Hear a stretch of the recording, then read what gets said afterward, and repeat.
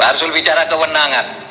Menurut Perpres kewenangan Polhukam itu A, B, C, D tidak berwenang mengumumkan.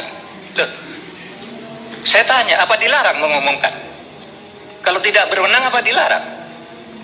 Kalau di dalam hukum itu sesuatu yang tidak dilarang itu boleh dilakukan. Loh, Anda dari pesantren nih, saya bacakan dalilnya. Wal aslu fil uqudi wal muamalah as-sah hatta yaqumu dalilun alal batalani wa tahrim. Jadi setiap urusan itu kalau tidak ada larangan boleh, kecuali sampai timbul hukum yang melarang. Nanti kalau di dalam hukum umum, saya katakan juga sekarang ke Pak Beni, tanyanya kok seperti polisi. Menko boleh ngomongkan apa enggak? Saya sudah bilang boleh katanya. Ini yang saya lihat. Kalau boleh sebutkan pasalnya lah. Boleh kok harus ada pasalnya. Kalau boleh tuh enggak perlu pasal. Misalnya saya tanya ke Pak Beni boleh enggak saya ke kamar mandi sekarang? Boleh, mana pasalnya? Enggak ada, karena boleh. Kalau dilarang baru ada pasalnya. Di mana dalilnya? Nah, sekarang bukan bahasa Arab, bahasa Latin. Nolum delictum nola punasine privialege punali. Ini dalam hukum pidana. Tidak ada satu kesalahan, tidak ada sesuatu yang dilarang itu sampai ada undang-undang yang melarang lebih dulu. Ini tidak dilarang kok. Bismillahirrahmanirrahim. Allahumma sholli ala sayyidina Muhammadin wa ala alihi washabihi ajmain, amma ba'du. Sebagai orang yang pernah disebut santri atau pernah nyantren, saya turut berbangga ketika Pak Mahfud dalam satu forum terhormat di sebuah sidang di gedung DPR RI menyampaikan satu kaidah yang sudah akrab di telinga santri karena menjadi materi ajar di berbagai pondok pesantren. Dalam rangka Pak Mahfud menebalkan argumentasinya. Artinya ternyata teori-teori di pesantren yang dipelajari itu bukan teori cupu, bukan teori yang tidak berguna, tetapi itu ternyata bisa relevan dengan kehidupan kita, bahkan dalam sidang-sidang dan debat-debat di pemerintahan dan dalam hal-hal yang lain tentunya. Ya biar kamu connect dulu ya. Jadi Pak Mahfud itu sedang berdebat atau menceritakan perdebatannya dengan Pak Beni, salah satu dari anggota DPR RI Komisi 2 kalau tidak salah ya. Karena Pak Mahfud itu mengumumkan sesuatu ya, di mana itu tidak terdaftar sebagai hal yang merupakan kewenangan Polhukam. Jadi Pak Mahfud melakukan sesuatu di mana itu bukan terdaftar sebagai sesuatu yang boleh dilakukan atau menjadi kewenangan beliau sebagai Menteri Politik dan Hukum. Maka oleh Pak Beni ditanya, boleh nggak melakukan itu?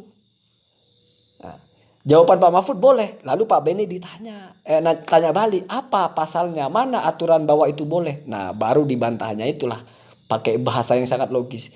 Sesuatu yang boleh itu tidak butuh dalil. Justru ketika tidak boleh atau kamu mau melarang sesuatu, itu baru kamu butuh dalil. Lalu Pak Mahfud dengan begitu fasihnya menyampaikan salah satu teori hukum dalam bahasa Latin ya, bahwa yang namanya pelanggaran, yang namanya pidana, yang namanya kamu melakukan kesalahan adalah ketika kamu melakukan sesuatu yang sudah ada aturannya itu dilarang. Dengan kasus misalnya kamu mau ke kamar mandi, tidak perlu ada pasalnya kamu boleh ke kamar mandi. Selama tidak ada larangan ke kamar mandi, kamu boleh ke kamar mandi. Masa orang mau ke kamar mandi ditanya apa pasalnya? Beda kalau kamu membunuh. Membunuh ada pasalnya dilarang, maka kamu tidak boleh membunuh. Kamu tidur tidak ada pasalnya dilarang, tidak ada juga pasalnya boleh tidur. Artinya bebas. Maka dia bawalah kaidah santri. Ya, itu dalam kitab Ilamul Muwaqqi'in ya, Ibnu Qayyim salah satunya yang menulis kaidah itu. Walaupun Pak Mahfud membacanya ya biasanya mungkin lupa-lupa ya. Seharusnya itu dibacanya itu al aslu fil uqudi wal muamalati as-sihhatu. Pada dasarnya transaksi-transaksi atau akad-akad kesepakatan-kesepakatan itu adalah sah. Berarti satu poin dulu sah. Hatta yakuma, sampai ada ad-dalilu, petunjuk atau dalil ala batlanihi, bahwa itu tidak sah. Kalau ini tidak relevan ya. Yang lebih relevan adalah wat tahrim, ay hatta yakuma ad-dalilu ala tahrimi. Berarti kalau tahrim itu kan larangan. Berarti setelah asyiha itu mentakdir juga ada al-jawaz. Boleh. Jadi pada dasarnya apapun itu boleh. Apapun itu sah dan boleh. sampai ada aturan, ada ketetapan bahwa itu tidak sah atau itu tidak boleh. Jadi Pak Mahfud boleh mengumumkan apa saja, walaupun tidak terdaftar di situ. Selama tidak ada larangan, Pak Mahfud tidak boleh mengumumkan itu. Ini kalau tidak salah tentang transaksi keuangan mencurigakan berapa ratus T itu ya. Tetapi saya tidak mau berpolemik soal itu ya. Saya hanya ingin meyakinkan kita, para santri tentunya ya, atau yang mungkin yang bukan santri silahkan kalau mau, bahwasanya teori-teori hukum itu, teori-teori ilmu itu satu sama lain bertautan. Jadi jangan kamu kira orang yang belajar kitab ya, itu tidak berkaitan dengan kehidupan. Enggak. Pak Mahfud sudah membuktikan itu ya. Ternyata ada teorinya ya. Walaupun bahasa Latinnya itu ada, ulama itu juga sudah sampai ke situ cara berpikirnya. Artinya apa? Berarti kitab-kitab para ulama, turos-turos para ulama itu berisikan ide-ide atau terobosan-terobosan pengetahuan yang brilian. Karena itu bentuknya kaidah. Itu bukan sabda Nabi, itu bukan firman Allah. Tetapi tidak akan ada kaidah yang menentang sabda Nabi, yang menentang kitabullah ya. Hanya orang-orang goblok saja yang mengatakan dalil itu bukan kaidah, dalil itu kitab dan sunnah ya. Saya membayangkan misalnya di situ ada Salafi Wahabi mungkin menolak itu bukan dalil, dalil itu kitab dan sunnah ya. Tetapi ini leluconnya saja. Ini tidak berkaitan dengan Salafi Wahabi juga ya. Jadi seperti itu ya. Dengan demikian, maka kita menjadi faham bahwa ilmu-ilmu yang dipelajari dalam kitab-kitab itu adalah ilmu-ilmu yang mahal. Bukan ilmu receh-receh. Faktanya ilmu-ilmu itu relevan dengan sisi-sisi kehidupan. Bahkan bisa berkaitan juga dengan masalah-masalah dalam kasus hukum. Kamu jangan heran, kenapa tiba-tiba saya bicara masalah politik. Saya tidak bicara masalah politiknya. Walaupun ini berkaitan dengan hal itu.